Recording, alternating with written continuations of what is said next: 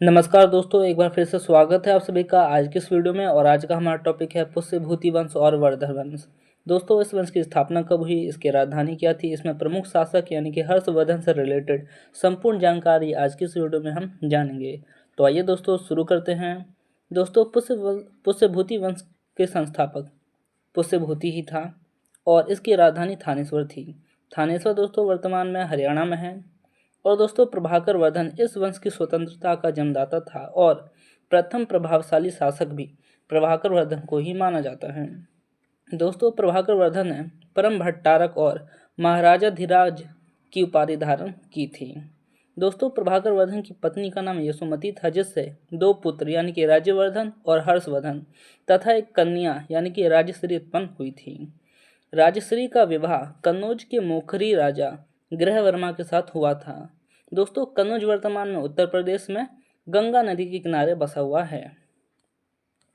और दोस्तों, मालवा के शासक देवगुप्त ने गृहवर्मा की हत्या कर दी और राजश्री को बंदी बनाकर कारागार यानी कि जेल में डाल दिया था।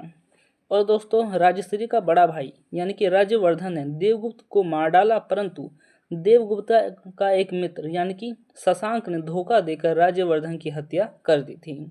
एक इम्पॉर्टेंट नोट है दोस्तों कि शशांक शैव धर्म का अनुयायी था और इसने ही बोधि वृक्ष, जो कि दोस्तों वर्तमान में बोध गया बिहार में है, बोधि वृक्ष को कटवा दिया था। दोस्तों, इसी बोधि वृक्ष के नीचे महात्मा बुद्ध को ज्ञान की प्राप्ति भी हुई थी। फिर दोस्तों, राज्यवर्धन की मृत्यु 606 ईस्वी में 16 वर्ष की अवस्था में, और फिर हर्षवर्धन थानेश्वर की गद्दी पर बैठा था। हर्षवर्धन को शिलादित्य के नाम से भी जाना जाता है और हर्षवर्धन ने परम भट्टारक नरेश की उपाधि धारण की थी। और दोस्तों, हर्ष ने शशांक को पराजित करके कन्नौज पर अधिकार कर लिया और कन्नौज को अपनी राजधानी बना लिया। फिर दोस्तों, हर्षवर्धन और पुलकेशिन द्वितीय के बीच नर्मदा नदी के तट पर एक युद्ध हुआ था, जिसमें हर्षवर्धन पराजित हो गए थे। दोस्तों, एक चीनी यात्री थे हैंसोंग, जो कि हर्षवर्धन के शासनकाल में ही भारत आए थे। हैंसोंग को यात्रियों का राजकुमार, नीति का पंडित और वर्तमान शाक्य मुनि भी कहा जाता है। दोस्तों, हैंसोंग नालंदा विश्वविद्यालय में पढ़ने और बौद्ध ग्रंथ संग्रह करने के उद्देश्य से ही भारत आए थे। हर्षवर्धन के समय में नालंदा महाविहार महायान बौद्ध धर्म की शिक्षा का प्रधान केंद्र था।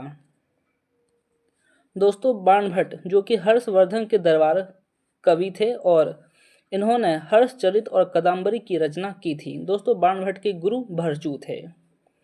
प्रियदर्शिका, रत्नावली और नागानंद नामक 3 संस्कृत नाटक की ग्रंथ की रचना हर्षवर्धन के द्वारा ही किया गया था।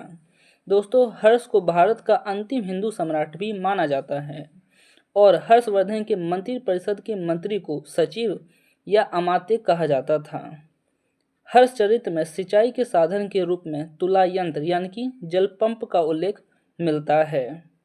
हर्ष के समय मथुरा सूती वस्त्रों के निर्माण के लिए प्रसिद्ध था। और दोस्तों, हर्षचरित में प्रांतीय शासक के लिए लोकपाल शब्द आया था। दोस्तों, एसएससी 2001 में पूछा गया एक सवाल है कि पुष्यभूति वंश या वर्धन वंश की राजधानी कहाँ थी। दोस्तों, इस क्वेश्चन का आंसर आप कमेंट में दीजिए। दोस्तों, अगर आप सभी को इसका पीडीएफ चाहिए तो टेलीग्राम पे आपको मिल जाएगा। टेलीग्राम का लिंक मैंने डिस्क्रिप्शन में दे दिया है। अगर दोस्तों वीडियो अच्छी लगी हो तो लाइक शेयर सब्सक्राइब ज़रूर से करें। और आज के लिए इतना ही, मिलते हैं नेक्स्ट वीडियो में।